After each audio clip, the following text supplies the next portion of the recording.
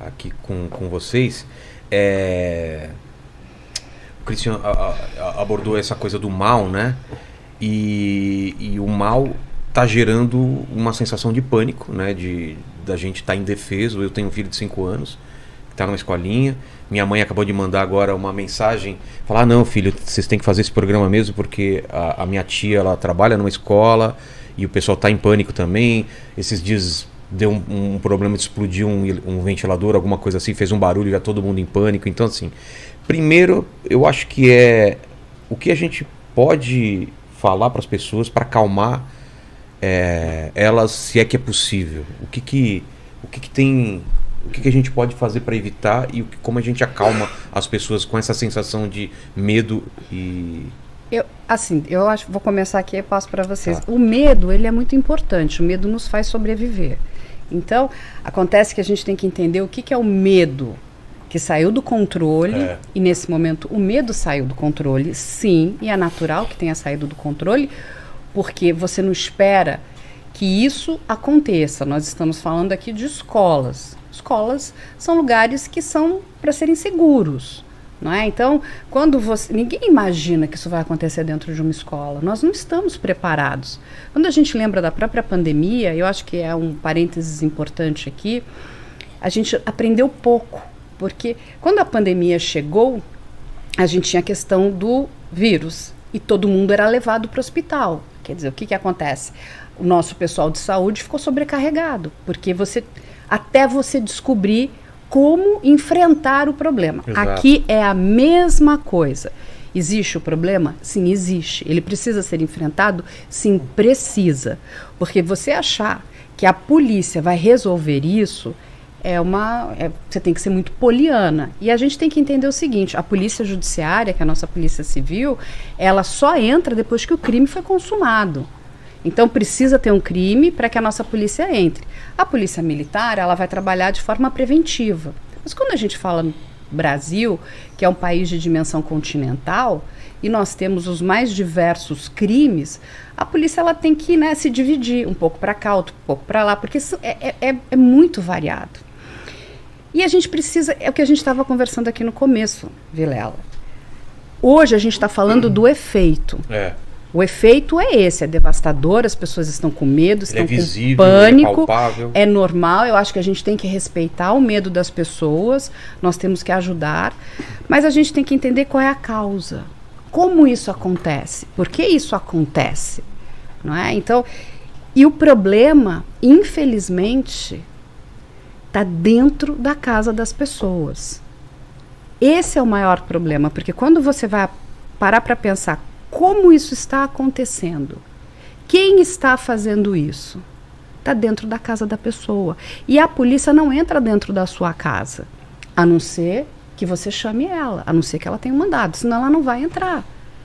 E se a gente não parar para entender o que estamos fazendo com os nossos filhos, porque quando você entrega para o seu filho isso aqui e acha, toma, que ele vai ter responsabilidade. Exatamente, mas ele está tão quietinho, ele fica no quarto, fica horas, fazendo o quê?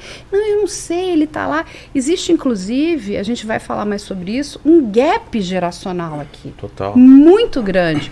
Eu conversei com vários pais, porque nós fomos muito impactados logo no começo, até antes desses ataques, para entender onde é que esses ataques acontecem, onde eles eram combinados, né? Porque a gente tem que entender onde é que vem a fonte disso. Porque isso acontece em algum lugar e depois ele estava subindo para as redes sociais. E a gente descobre naquele primeiro momento que, infelizmente, eles estavam usando uma plataforma de comunicação chamada Discord.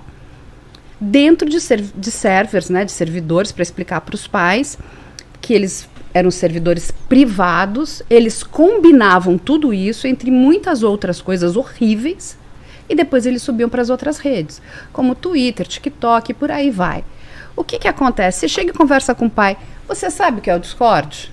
Ele tem a menor ideia. É uma coisa que meu filho usa, é um negócio de criança, não é? Eu falo, sim, e daí que é uma coisa de criança? É e não é? Porque o Discord é uma plataforma de comunicação. A princípio as plataformas não são criadas por o mal. Não, mas as pessoas podem usar. Exatamente. Qual é o maior problema? Quando você cria, e é uma plataforma hoje bilionária, né, ela vale alguns bilhões de dólares, né, ela foi criada em 2015, e ela foi criada ali no Vale do Silício, aquela coisa, por que ela chama Discord? É uma coisa disruptiva, então é discórdia mesmo. Entendi. Mas ela foi criada para unir pessoas, né? Então, por exemplo, e principalmente focada no público que jogava game. Esse era o foco principal. Vamos nos reunir, a gente joga jogo de computador, a gente precisa, sei lá, pensar em estratégias, o que a gente vai fazer, e era muito legal, porque é uma plataforma de comunicação. Entendi. Só que o que acontece? Com o advento da pandemia, as empresas foram para lá, as salas de aula foram para lá, os professores deram aula no Discord, ela é utilizada para muitas coisas boas. De verdade, ela é importante, mas infelizmente o crime foi para lá também. E esses servidores que são fechados, que você precisa ter o link ou receber um convite, você não imagina o que acontece lá dentro. Com menores de idade. É uma coisa absurda. Quando a gente olha aquilo ali, eu não tinha essa ideia, tá? Aí quando a gente começou a receber essa quantidade de denúncias, né? E eu faço um trabalho muito grande com a polícia, então eu criei, inclusive, um drive para compartilhar todas essas informações, porque são informações de crime. Com o pessoal da polícia, olha o que está acontecendo, isso aqui é muito sério. Então, eles se organizavam lá e subiam para... Tanto que quando essas coisas começaram a pipocar, as próprias pessoas diziam, vocês precisam olhar o Discord, o Discord, o Discord. Tá vendo?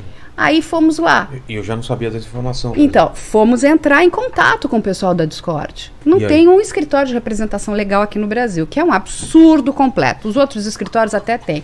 A Meta, o Google, todos eles têm. Esse não tem. Aí você escreve e fala, olha, precisamos entender o que está acontecendo. E vem uma resposta super padrão, né, no gerúndio, estamos fazendo, vendo, verificando, por favor, não envie material de crime. Como é que você não vai enviar o material de crime para mostrar o que está acontecendo dentro daquela sala? E pior, é tão complicado você fazer uma denúncia dentro do Discord, porque você tem que saber qual é o servidor. Imagina um pai denunciar isso. O pai, ele está completamente refém, ele não entende. E aí ele fala, meu filho está lá, tranquilo, sossegado, tá brincando com os amiguinhos. Os pais não têm ideia do que os filhos estão fazendo. Não tem ideia. Isso é um bumerangue que vai voltar na cara dos pais. Então, assim, não é que eu vou controlar. Sabe aquela coisa de você...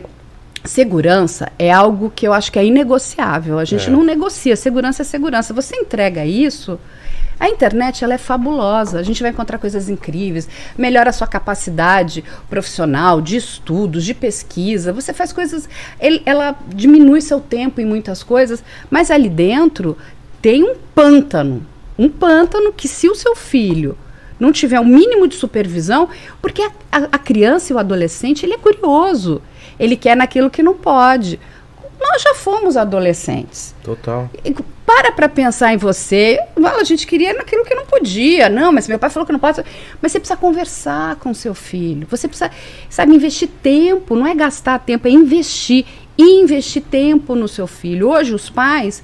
Não, tá aqui, ó, meu filho tá lá, dá um iPad, dá um negócio para ele ficar lá, porque ele não enche a minha paciência. Quantas vezes você já não foi num restaurante e não viu uma criança perturbando, o pai entrega um celular? Quando você era criança, na nossa época, não tinha rede social, não tinha isso aqui, não tinha YouTube, não tinha nada. Os pais tinham que parar o que estavam fazendo para dar atenção para seus filhos. Não, vem cá, não, tem que educar. Educar é uma tarefa complexa.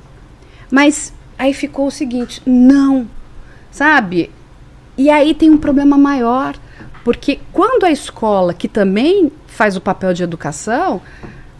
A família fala assim, poxa, mas a escola deu nota baixa para o meu filho. Vai lá, e o meu filho ele não pode ter frustração. Nós estamos criando uma sociedade de pessoas idiotas. Sabe assim, ele não pode se frustrar. Então, quando ele se frustra, sabe o que ele faz? Ele vai lá e resolve que ele dá uma facada na professora, porque ele está frustrado. Ela não entendeu. Não é isso. A gente precisa, sabe, a gente precisa parar e entender o que nós queremos como sociedade. E esse é um trabalho muito grande que a gente vem fazendo. Então, não adianta a gente resolver aqui, tá no efeito. A causa está aqui, o problema está dentro da casa das pessoas. Se as pessoas não entenderem o que acontece com seus filhos, sentar, investir tempo, né? Explicar, olha, isso é certo, isso é errado, isso não pode. Por que não pode? sabe? Mostrar caminhos, ser vigilante. Tem pai que fala, não, mas como é que eu vou entrar e mexer na privacidade do meu filho? Não, na boa, você vai...